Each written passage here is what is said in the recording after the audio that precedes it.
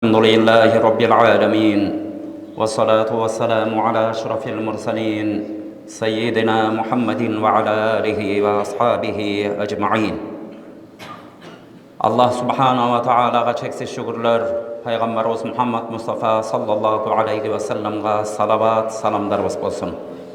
Hurmatlı musulman bir tuğandar, cuma günkü dua tileklerimizni, niyetlerimizni, жақсы maqsadlarımızды Kudayım kabul kılsın. Бұл дүниеда урматтуу бир туугандар, Кудайга шүгүрлөр болсун, жүрөгүбүзгө ушундай чоң байлыкты салып, Алла Таала бизди мусулман, ыймандуу, момун кылып койгон. Бир туугандар, биз канча жолу айтып атабыз. Ушу эң чоң байлык кайсы десе, эң чоң байлык бул ыйман байлыгы бир туугандар. Ошондо эң чоң байлыкты Алла Таала бизге ыраагы кылып берип койгон. Дүниөнү карап көрөлүчү. Дүниөдө ыйман менен деле иши жок. Özü musulmanmın деп айтпайт, bir жолу оозуна ла илаха иллаллах Muhammadur Rasulullah деген сөздү уккан эмеспиз. Мусулмандын документи эмне? Паспорты. Мен мусулманмын дегенде паспорты ушу ла илаха иллаллах Muhammadur Rasulullah деп. Аллахтан башка Кудай жок. Мухаммад анын элчиси, анын пайгамбары дегенди тили менен айтып, жүрөгү менен тастыктап турса болду мусулман. Ошентип айтып турган адамды биз мусулман деп билебиз. Мусулмандын үстүндө акысы болот. Бирок ушу сөздү айтпаган канча адамдар бар. Бирок мусулмандын сыпаты менен сыпатталып, адамдарга жакшылык кылып, кайрымдуулук кылып, дүниөдө эмне деген адамдарды, эмне деген байларды билебиз. Ушундай дүниө боюнча больницаларды курдуруп, элдерге жолдорду кылдырып, эмне деген кайрымдуулуктарга да жүргөндөрүн бардыгыбыз ушу массалык маалымат каражаттарынан билип келатабыз. Бирок бир туугандар, ошонун бардыгына бул жаннати болуп кетти, бул ушундай бир Алла Тааланын ыраазылыгына жетип калды деп эмне үчүн айта албайбыз? Анткени жүрөгүндө ыйманына биз күбөлүк алган эмеспиз. Мусулманмын деп айтпагандыгы үчүн аны айта албайт экенбиз. Көрдүңүздөрбү, канчалаган миллиарддаган азыр чөнтөгүңөн 5 сом сурасынчы, башка кишини кой, атаң сурасынчы, bir tuğanın 2 gün, patriot 2 gün surasınca ne olup kalasın?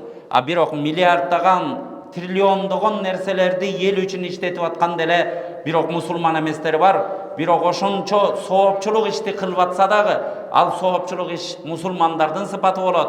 Paygambarımız көрсөткөн nerseler bolot. İmanı bolbosa da musulmandı menen sıfatları menen sıfattalgan insanlarda biz bir kepildik beri albayt ekenmiz. Bul mına uşu tuğra jolda ketip atat dep. Emne üçün urmattуу bir tuğan, biz oozuna la ilaha illallah degen sözdü ukpagandыгыбыз üçün, imanına күбөлүк бере албагандыгыбыз üçün ошентет экенбиз. Ошончо нерсени кылса дагы, бирок атаң көрүү ушунча жакшы нерсени кылып атат. Кичине bir iman айтып койгондо, bir az imanга келип койгондо, bir Allah'ını bir деп койгондо, пайгамбарды деп койгондо кана эле деп атабыз. Көрдүңүздөрбү? İmandın darajасы kança turарын bir tuğanдар. Peygamberimiz sallallahu aleyhi ve sellem'de ötkön cumada ayttık elek. Peygamberimiz enesinin kursağında kendi atasından ajragan, jetim törölgön, dünyaya gelgende, dünyaya gözün açkanda jetim açkan, 5-6 yaşına çıkkanda apasından ajragan, çoğ atasında kalıp, çoğ atası 2 жылча Peygamberimizde erkeletip arı beri alıp жүрüp, ne verem dep жүрüp, en akırında uşu жашоодон узарын өзү билип калганда балдарын чогултуп, бирок ушундай байдагы балдары бар эле. Бирок ушулар сөзүнө турбай коет. Ушуларга таштап кетсем ушу небере, жетим неберемди кор кылып коет деп, Абу Талип деген баласы бар эле. Аябай көп балалуу эле. Күнүнкү жашоосун эптеп өткөрөт эле, бирок дайыма сөзүнө турат эле. Сүйлөсө чындыкты сүйлөйт эле, урматтуу бир тууган. Берген убадасына турат эле, өзү боору кер эле, көрдүңүздөрбү? Bir ele namaz oku, bir ele başka nerse menen çektelbeyt eken. Ata degen sınçı da koyot. Oşonu karap turup, Abu Talib, sen uşu balamdı alçı, sega amanat kılayın degen. Antkeni çoğ atası merim menen neberesin süygon çoğ atası balasın Abu Talib hiç vakıtta kor kılbasın. Abu Talib uşu ayağına çeyin sözüne turarın biletele de oşoğa taştagan ele. Abu Talib paygambarımızdı 40 yıldın tegereginde ушундай өзүнүн алы жетпесе дагы болгон күчүн салып коргоого алган зат. Ошо киши көрдүңүздөр, ошо киши ушу дүйнө менен коштошуп пайгамбарыбыз 50 жашка жакында ушинтип калган учурларда пайгамбарчылык келгенде да пайгамбарыбызды кандай деген азаптардан коргоп төшүн тосот эле пайгамбарыбыз үчүн. Айткан сөзүнө ушундай турат эле. Өзүнүн үйүндө нан жок болсо да пайгамбарыбызды өзүнүн балдарынан өйдө кылып баккан эле. Жашоодо да ушинтип сөзүнө туруп берген эле. Пайгамбарыбыз ушунчалык жакшы көрөт эле. Дүйнөдөн Абу Талиб ушу өлүм төшөгүндө жатып дүйнө менен коштошуп атканда, урматтуу бир туугандар, өлүм төшөк дегенди эч кимибиз эсибизден чыгарбайлы бир туугандар. Бардыгыбыздын башыбызга келет. Бул дүйнөдө бүт жалган, салып алган үйүң жалган, кийип жүргөн кийимиң жалган, ичип аткан тамагың жалган, айдап аткан машинең жалган, бардыгы эскирип жок болот экен. Жаңы кийесиң, 1 жылдан кийин чечесиң, үй саласың, 50 жылдан кийин бузасың, бардыгы жалган. Бул деген бузулуп атабы демек жалган деген нерсе. Бирок адамзаттын кээ бир байлык бир адамдын башына келет, бирөөнө келбей коет. Ал деген жалган нерсе экен. Бирөө даамдуу тамак жейт, бирөө болсо өмүр бою ушу катыган нан жеп жүрүп өтөт. Бул дагы жалган экен, көрдүңүздөр. Бирине болот, бирине болбойт. Адамга текши болбойт. Бирок адамдын бардыгынын текши башына келе турган нерсе эмне? Бул өлүм. Күллү нафсин заиқатул маут. Ар бир кыймылдаган жандын ээси өлүм шербетин татат деген Алла Таала.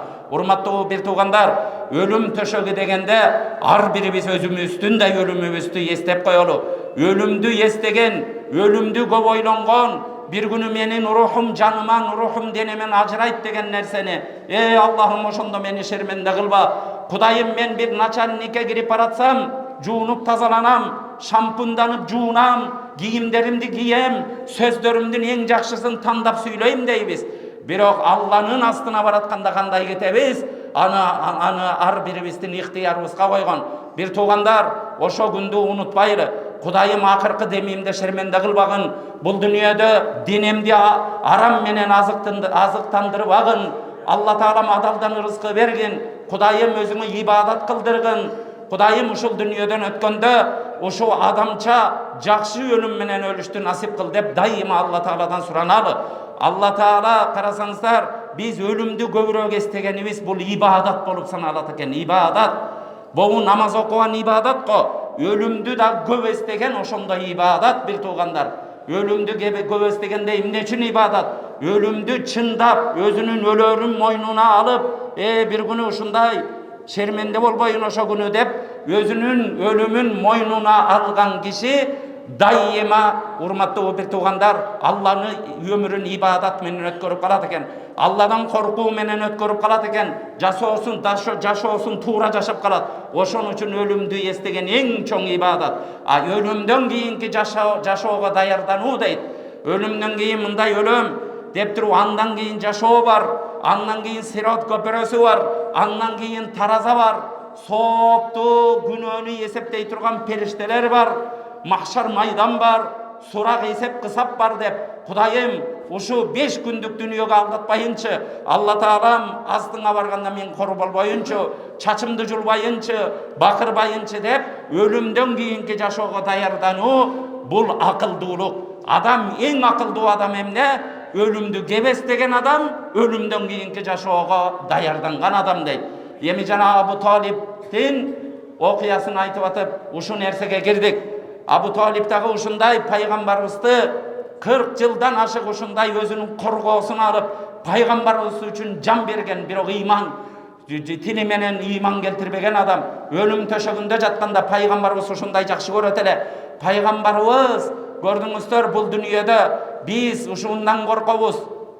Кедей болуп калгандан коркобуз. Бардыгыбыз уялбай жо деп айта беребиз. Бирок кедейликтен адамдар эң корккон нерсеси кедейлик. Ошон үчүн арзыбаган акча үчүн атасына душман болуп коюп атат.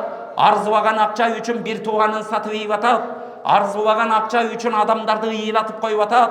Арзыбаган акча, арзыбаган дүнүйө деп адамдарга жала жаап, анын убал сообунан коркпой аны түрмөгө камайтып ийип атат. Адамдар ушуну кылып атабыз го. Эмне үчүн кылып атабыз? Анткени дүйнөнү чегинен чыгара сүйөбүз. Чегинен чыгара атабыздан, энебизден да жакшы көрөбүз. Урматтуу бир тууган, бул табиятыбызда бар нерсе экен. Бир гана муну кимдер кылбайт? Муну атасынан, энесинен, бир тууганынан дүйнөнү ашык көрбөгөн, чыныгы ыйманга ээ болгондор.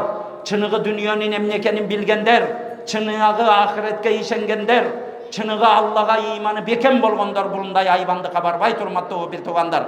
Карасаңыздар, эми пайгамбарыбыз саллаллаху алейхи ва саллям бул дүйнөдө Абу Талипти аябай жакшы көрөт эле. Пайгамбарыбыздын өзүнүн кулк мүнөзү ушундай эле. Бирөөдөн бир жакшылык көрө турган болсо, бирөөнүн кичине жакшылыгы тийип кала турган болсо, ошону сөзсүз кайра ошо кишиге ошо канча жакшылык кылса, ошончолук эң азы дегенче ошончолук кайра жакшылык кылат эле. Жо болбосо ошону 5 эсе, 10 эсе, 100 эсе кылып кайтарат эле. Адамдарга дүнүйөлүк жакшылык көрсө дагы, эми 40 жылдан ашык өзүн коргогон, өзү үчүн пайгамбарыбыз үчүн төшүн тосуп берген адам ушу жатып туруп өлүм төшүгүнө кетип атканда, пайгамбарыбыз биздин кедейчилигибизден коркпойт. Ыйманды түшүнгөн пайгамбарыбыз бул дүйнөдө миражга алып кеткенде көзү менен тозокту бейишти көргөн ушундай Алла Тааланын улуу заты бул дүйнөгө эч нерсе эмес эле. Абу Талипти ушундай жанында чырпынып 80 жаштан өтүп калган абакесине жанына: абаке, бир жолу ла илаха иллаллах деп койчу, бир жолу ушуну айтып койчу, калганына мен кепил болоюн деп чырпынып ары бери чуркап калган эле. Көрдүңүздөр ыймандын баалуулугун. Пайгамбарыбыз акыркы сапарга кетип атат, акыркы демдерин алып атканын билет эле, өлүм төшөгүндө жатканын билип атат эле. Бирок ошондо ушул дүйнөдө бир абийир менен кетсин, Алла разы болгондой кетсин, Алла Таала ушу мен барып туруп шафаатчы болуп калайын деген нерсени чырпынып, өзүнүн жанын коерго жер таппай ары бери чуркап: "О абаке, бир жолу ла илаха иллаллах деп койчу, мен калганына мен кепил болоюн" дегенде дагы кээ бир риваяттарда биздин аалымдардын көрүшүндө жок, мен өзүмдүн ата бабамдан келаткан жана динден кайта албайм деп ошон үчүн ыймансыз кетти деген. Урматтуу бир туугандар, аалымдарыбыз айтат, ошон үчүн ушу ыймансыз кеткендиги үчүн биз аны күнөөсү кечирилди, аны бейиштик деп айта албайбыз дейт. Ал Аллага калган маселе дейт. Биз пайгамбарыбызды монтип тирүү кезинде коргогон жокпуз, урматтуу бир туугандар. Төшүбүздү кербей эле коелу. Пайгамбарыбыздын бир сүннөтүн аткарсак, бирөөнү аткарбай, пайгамбар кыл дегендин бирөөнү кылсак, ону кыла албай эле жашообузду өткөрүп атабыз. Биз антип мактанып кете турган нерсе эмес. Бирок ошо ыйман келтирбесе дагы, Абу Талип 40 жылдан ашык пайгамбарыбызды химая кылган, пайгамбарыбыз үчүн жанын берген адам. Бирок ушундай өтүп кеткенде, ошончолук эмгегин дагы эмгеги ыйманы жок, ыйман кылбай туруп эсептелбегенин аалымдарыбыз айтат. Биз эч нерседе албайбыз, бул нерседе биз бир унчукпайбыз деп аалымдар ушундай дейт. Урматтуу бир туугандар, ойлонуп көрөлү. Бул дүйнөдө кымбат нерсе эмне? Кымбат нерсе ыйман экен. Алла Таала бизге кедей кылышы мүмкүн. Алла Тааланын астына дүйнөнүн кадыр баркы жок. Пайгамбарыбыз саллаллаху алейхи ва саллям хадисинде ушу биз кызыгып аткан дүйнө, биз кызыгып аткан заңгыраган үйлөр, жалтыраган стеклянный зданиялар, биздин айдап жүргөн Лексустар, Тойоталар, дүйнөдөгү бүтүн жалтырак, жултурак асман жердин ортосундагы бүт дүйнөгө байланыштуу нерсе Алла Тааланын астында бир чиркейдин канатынчалык кадыр баркы болгондо, Алла Таала кафырларды суу ичирмек эмес дейт. Кафырлар бир уртам суу иче алмак эмес дейт. Урматтуу бир тууган, эч Алла Тааланын астында дүйнөнүн кадыр баркы болбогон үчүн күнөөлүү деле рызкыланып атат. Киши өлтүргүч деле бай болуп жашап атат. Кафыр болгону деле бай болуп жашап атат. Бирок биз бул дүйнөдө бири-бирибиздин кадыр баркыбызды, бир туугандар, дүйнө менен теңеп албайлы. Дүйнөсү бар кадыр барктуу, дүйнөсү жок кадыр барксыз болуп калбасын. Алла Таала, көрдүңүздөр, олияларды, дуасы кабыл болгон адамдарды кимдин араларына койгон? Салихтерди кимдердин? Адамдардын арасына койгон. Мүмкүн сен бир тоготпогон, жупуну кийинген, көзү башы кыйшак болгон, ушу өңү серт болгон адам сенин көзүңө бир жаман көрүнүп атышы мүмкүн. Бир тууган, бирок анын даражасы мүмкүн Алла Тааланын астына кандай экенин кайдан билебиз? Адам тандабайлы, бир туугандар. Биз ыйманына жараша мамиле кылалы, такыбаларга дос бололу.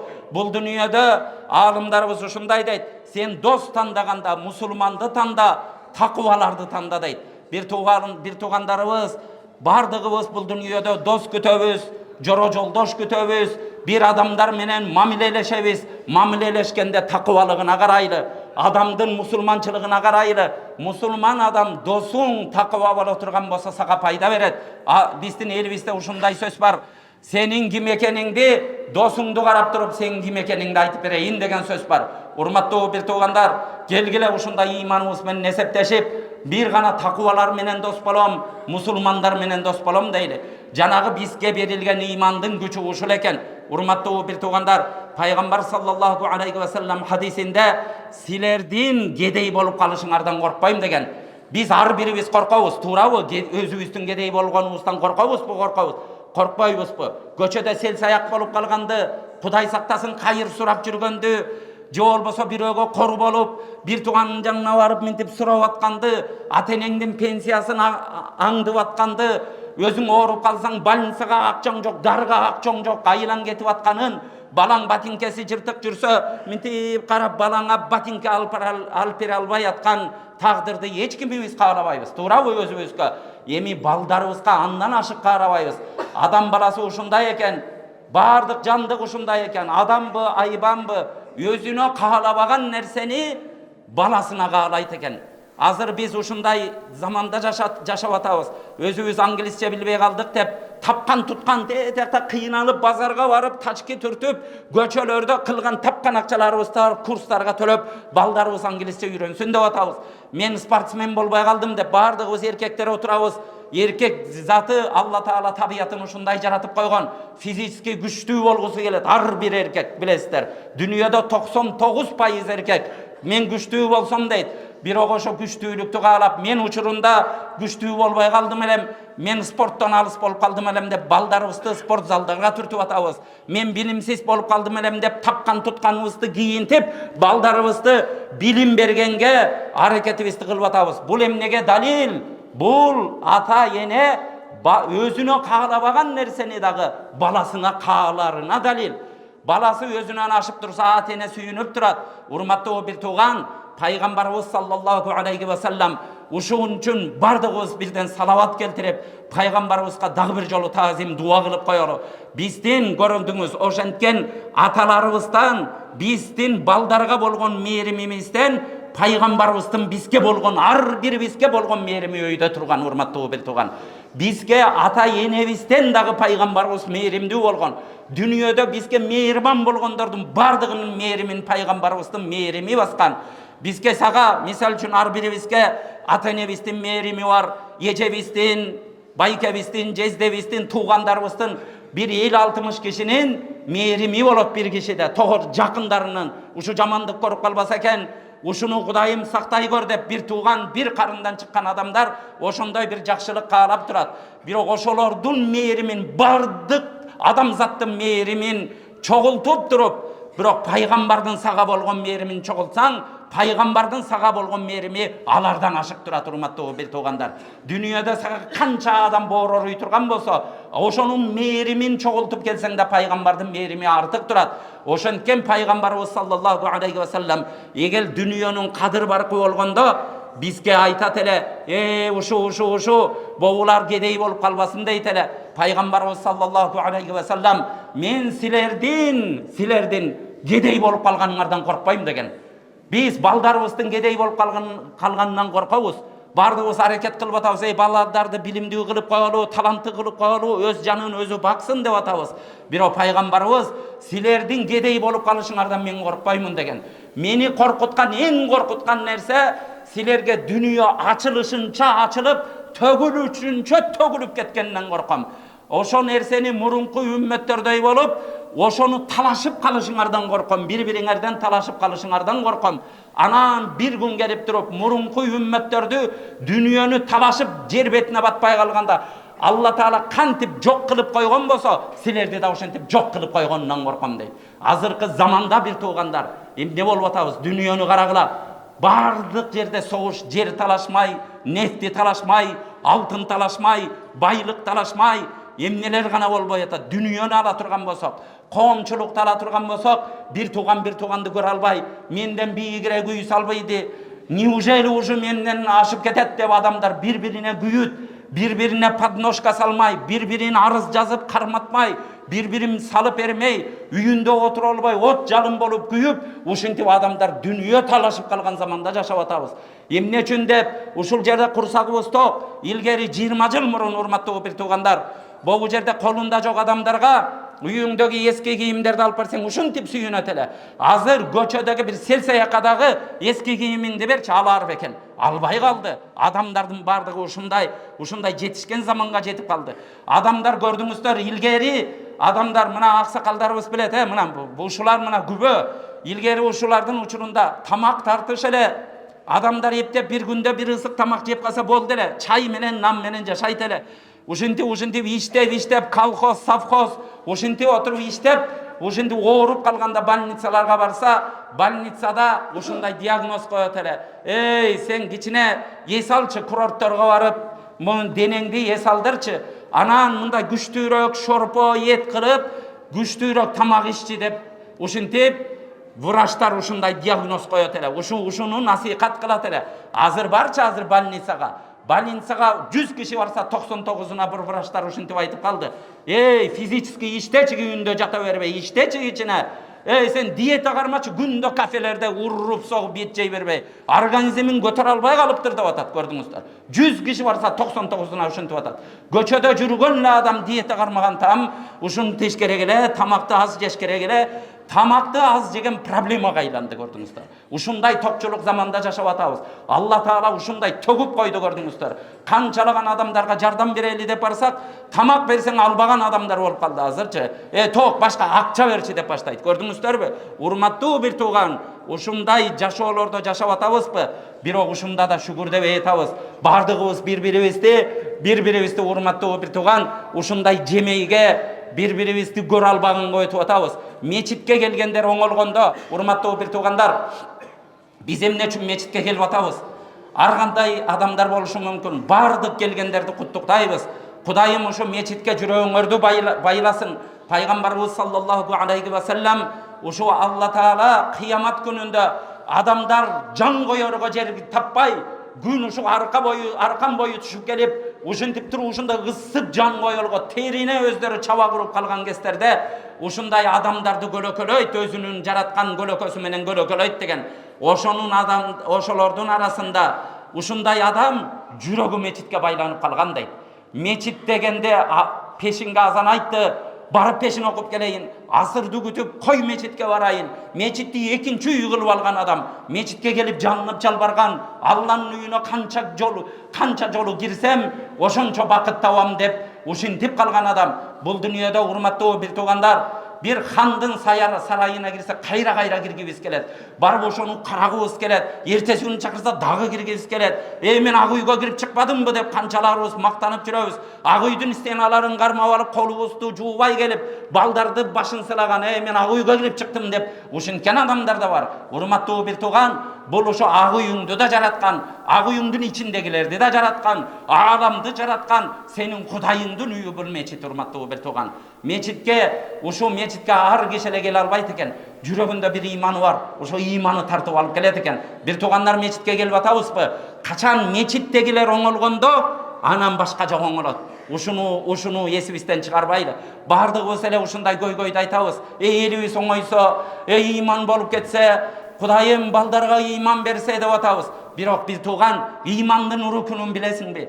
Иман деген эмне, ошону билесиңби? Bir iman degende aytıp berçi. İmandın jeti bir butagı var. Amantu billahi ve melaikatihi ve kutubihi ve rusulihi vel yevmil ahiri vel kaderi hayrihi ve şerrihi min Allahi Teala vel ba'si ba'dal maut. Allah Teala'ga işenü, anın periştelerine işenü, anın düşürgön kitaplarına işenü, paygambarlarga işenü, ahiret gününe işenü, takdirdin jaman jakşılığı Allah'dan boluşuna işenü. Ölgönden кийин кайра тирилүүгө ишенүү болуп, урматтуу бир тууган, өзүбүз балдарыбыз имандуу болсун дейбиз, бирок өзүбүз имандын шарттарын билип атабызбы? Бардыгыбыз bir акылдарыбызды өстүрөлү, китептерибизди окуйлу, иман деген эмне экенин билели, мечитке келип сежденин мааниси эмне экенин билели. Бир туугандар, бири-бирибизди сыйлашалы. Анан жашообузда бир туугандар, бир гана динибиз, бир гана намаз окуу же орозо тут дебейт экен. Bizde bir-birimizin başımızga түшкөндөгү акылар бар. Bir tuğandar ve taavanu alal birri ve takva ve la taavanu alal ismi vel udvan. Siler жақшылық işlerde, takvalık işlerde birbiriңерге жардамчы болгула, birbiriңерге жардамдаш кыла. Günөө işlerde, düşmandık bolgon işlerde birbiriңерге жардамдашпагыла дейт. Gördüңүздөр, биздин мойнубуздагы милдет.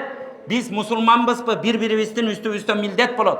Аял алып алганда эле болду, аял алып койдум, ал төрөй берет деген нерсе эмес. Аял алгандан кийин аны кийимин карашың, ичкен тамагын карашың, жашаган үйүн карашың, анын адеп аклагын карашың, бардыгы сенин мойнуңда милдет болот. Ошол сыяктуу мусулман дагы ла иляха иллаллах деп турабы, бау бир тууган, менин үстүмдө милдети бар.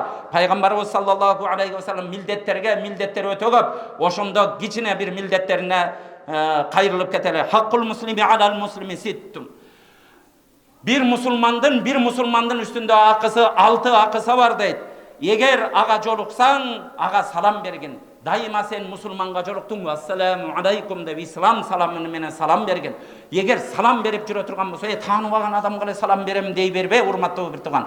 Салам бер деп атабы, мусулманга жолуктуң, салам бер деп атабы.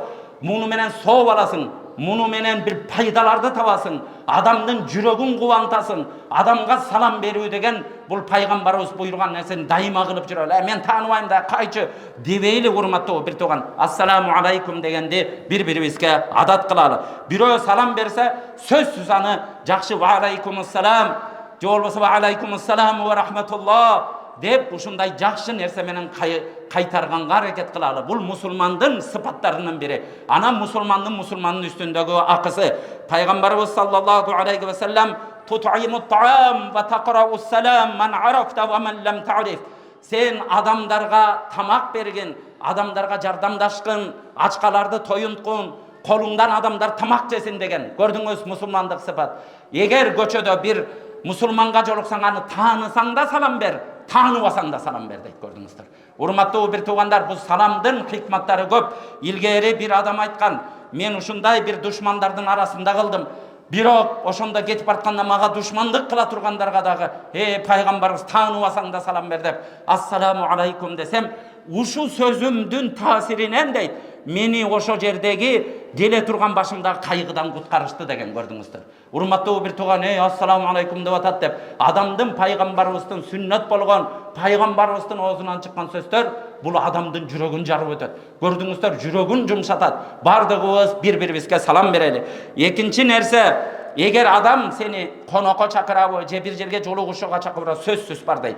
Сен бай кедей деп тандава, бай болсо жүгүрүп барабыз адамдардын, бир бай чакырып койсунчу, Бишкек бүт көчүп барып алабыз. Бир бечара кедей байчы деп туруп аны таштап койбо. Бул Алла Таалага эң жакпаган нерсе ошо.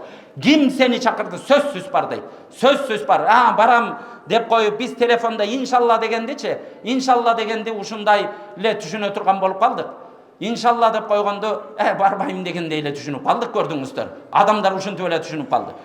Андай кылбайлы, бирөө чакырдыбы, сөзсүз баргын деген ошого жооп берген. Эгер сенден бирөө насихат сураса, жашоодо бир сенден бир жардам сурап калса, сөзсүз насихат кылгын. Анткени насихат бул пайгамбарлардын кылган сүннөтү.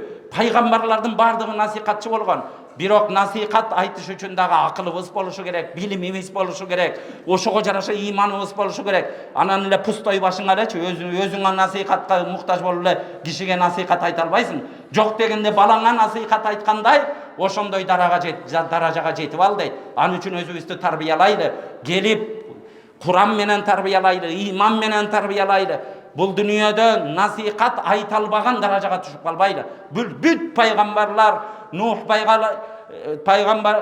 пайгамбар дагы өзүндө анни убаллигукум рисалати рабби ва ансаху лакум. Мен Алла Тааладан болгон аманатты силерге жеткирип атам, силерге насихатчымын. Бүтүн пайгамбарлардын иши бул насихат болгон.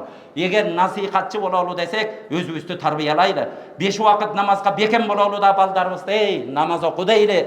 Өзүбүз бирөөдөн уурдабайлы, балам ууру болбо дейли. Bir da жолу калп айтпайлы дагы, балам калп айтпа дейли. Өзүбүз аферист болуп ар жерде калп айтып кидалшык болуп жүрүп анан балаңа кантип насихат айтасың?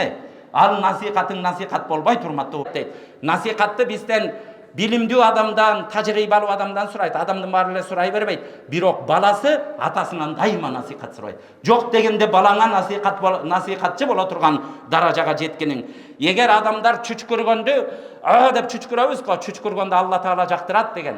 Bir adam çüçkürtür alhamdulillah Kudayga şükür de olsa yarhamukallah Allah Taala sağa merim kılsın dep sözsüz cevap bergin deydi. Munda da hikmet var. Bardığımız çüçkürgön adamların janında daima ошентип cevap bereli. Özümüz çüçkürsek dağı daro alhamdulillah deyli. Bul nersenin Peygamberimiz buyurup atabı. Peygamberimiz buyurgan nersede men jakşılık tabam dep kılalı. Munun artında jakşılıktары bolot. Eger adam oğurup kalsa bir tuğanın sözsüz anı ziyaret kıl deydi. Больницаларда жатат başka. Adam bir oğrugan adamdı больницага barıp avalın surap koysoň sağa 70.000 perişte sağa dua kılat degen. Senin günөөңдүн geçirilişin tileyt deyt. Hurmattуу bir tuğan, adamdın duası bir salih, karı, bir alım adam görüp kalsak dua kılıp koy dep artынан barıp atabız, ümit kılıp turabı, uşu Kudayga jakın adam dep. Bir o Peygamberimiz emne dep atat. Sen eger bir oğruluu adamdı ziyaret kılıp, göңүлүн alıp, jakşı bolup ketesiň dep, içine kolundan karmap, uşintip turup bir duh berip koya turgan bolsoň, seni çıkkanda 70.000 perişte sağa istigfar kılat. Günөөңdүn geçirilişin Allah Taala'dan surayt, sağa dua kılat degen hurmattуу bir tuğan. Biröbüz oğursak sözsüz ziyaret kılalı. Wa idha mata fattabi'uhu. Eger adam ölse sözsüz janazasına bargın deyt. Mınday tanışın olup kalsa sözsüz janazaga bargın, janazaga barbay koybogun deyt. Hurmattуу bir tuğandar, emi kebirde şartыбыз bolup başka bolup kalsa janaza fard kifaya bolot. Bir şaharda bir ölse kança bir adam janaza okulsa şahardın bardığı günөөdөн kutulat. Birok fard kifaya ekenen başkalar okup atpayбы debeyli. Jakındarыбыз öldübü, tanıgan kişi ölüp kaldı, sözsüz janazaga barıp koy. Ankeni janыңda жүргөн adam ölgöndө saga ölümdü eskertet. Seni takvalыкка çakarat degen bul janazanın hikmati. Ушинтип туруп, мен деле өлүп калат турбаймынбы деп адам өзүн өзү оңдой баштайт деген. Бул нерселердин бардыгын бири-бирибизге кылууну Алла Таала буйруган болсун, эл журтубузга тынччылык аманчылык берсин. Ассаламу алейкум ва рахматуллах.